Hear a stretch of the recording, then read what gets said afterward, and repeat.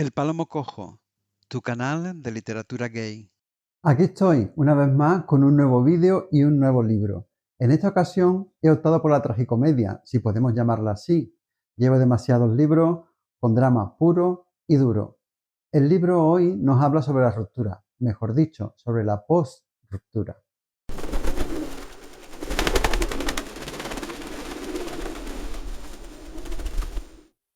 Hay un momento, justo después de que tu pareja haga las maletas y cierre la puerta, en el que te quedas mirando el sofá inmenso que comprasteis juntos y piensas, ¿y ahora qué hago con mi vida?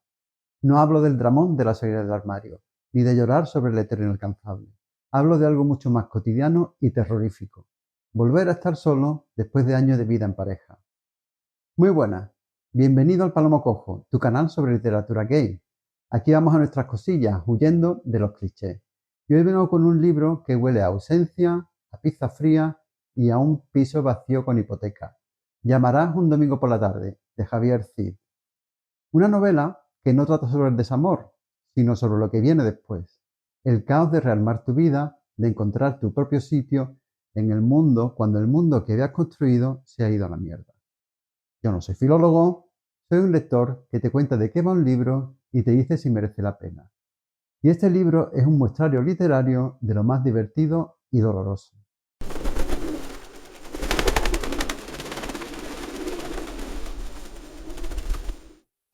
Con la marcha del señor X, y dado mi regusto a caminar por el filo peliagudo de la vida, hubo un amago de volver a las calles, a las noches y al extravío. No por vicio, que también, sino por salir al encuentro de algo que no sabían muy bien qué era, pero allí estaba.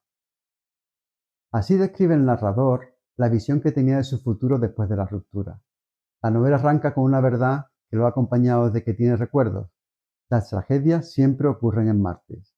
Y la última en hacerlo ha sido la del señor X, su novio oficial durante 5 años.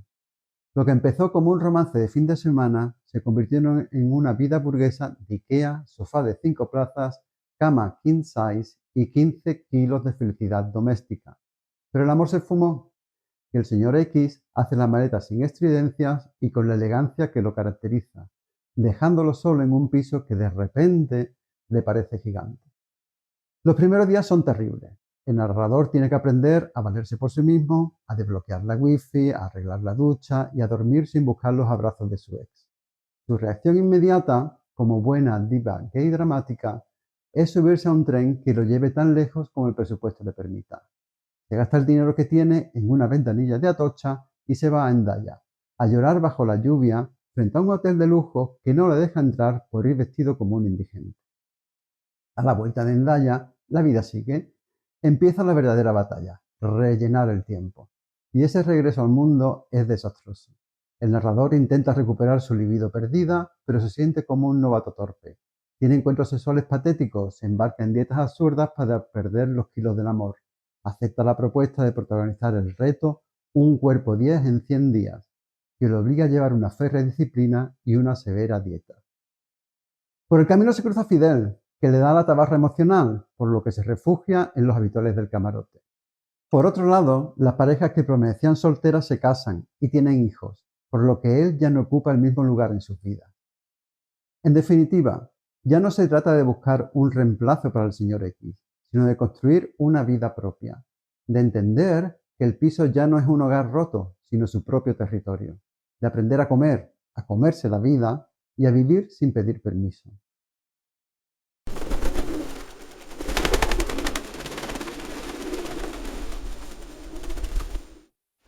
Hay muchos personajes en esta novela, pero voy a dar un repaso rápido por los más relevantes que se cruzan en la vida del narrador. El narrador en sí mismo es un periodista madrileño, neurótico, autocompasivo y con un sentido del drama que haría sudar a cualquier diva de la ópera. Viene de una familia con supuesta sangre de lobo y se enfrenta a su nueva vida de soltero con más torpeza que elegancia. Es el retrato del hombre que lo tenía todo controlado y de repente no sabe ni arreglar un grifo que gotea. Por otro lado, y aunque no es un ser humano, el bar El Camarote tiene presencia propia en todo el relato. Es el bar del barrio, regentado por la pareja formada por Sonia y Maxi, dos argentinos jóvenes, tenaces y rubios, que llegaron a Madrid por el traspiés de un corralito. El camarote se convierte en el centro social del barrio, donde confluyen todo tipo de personajes. De ellos vamos a destacar a dos. Carolina, una chica que lee El guardián entre el centeno, sentada en la terraza a la sombra de un nogal.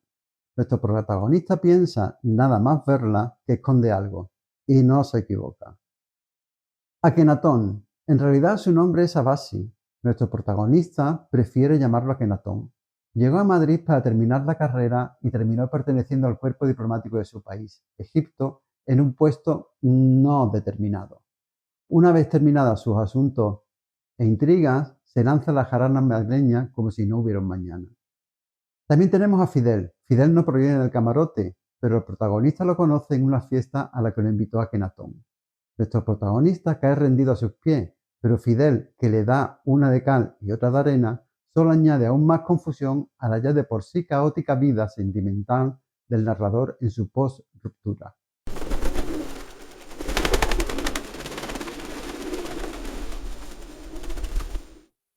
Y ahora, ¿por qué deberías leer Llamarás un domingo por la tarde? Primero, porque es divertidísimo. Cid escribe con una prosa barroca, llena de adjetivos, de referencias pop y de imágenes tan absurdas que te ríes a carcajadas aunque esté hablando de la depresión más profunda. Es como escuchar a tu amigo más dramático contándote sus desventuras en un bar después de 3 gin tonics.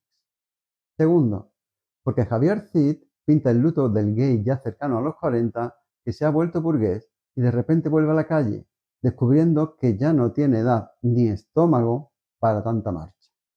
Y tercero, por el propio narrador. Es un protagonista exagerado e hiperbólico, pero es tan honesto en su miseria que terminas queriéndole. Su viaje para encontrar su lugar en el mundo, desde la anestesia del sofá hasta aceptar que puede ser feliz solo, pero bien acompañado de sus rarezas, es un verdadero bálsamo.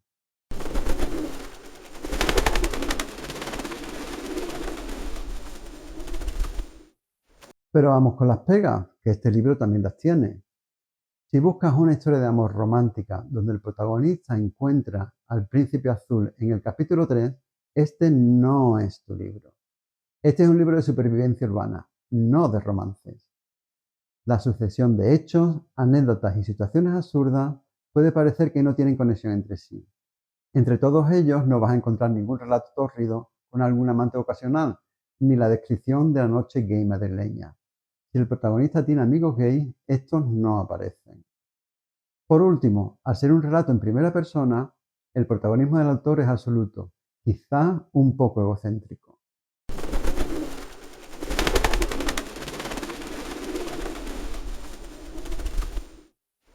En resumen, Llamarás un domingo por la tarde es el caos reconvertido en literatura.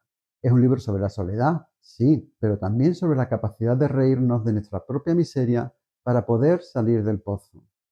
Para mí merece muchísimo la pena, porque demuestra que después de un martes terrible siempre puede llegar una época de esplendor, la reencarnación de una persona que ni te imaginabas. Y hasta aquí el vídeo de hoy del Palomo Cojo. Me encantaría saber lo que piensas. ¿Cuál ha sido tu estrategia más patética para superar una ruptura? Cuéntamelo en los comentarios, que los leeré todos. Si te ha gustado este vídeo, da un me gusta, suscríbete al canal y activa la campanita. Nos vemos en el próximo vídeo. Un abrazo y sumérgete en la lectura.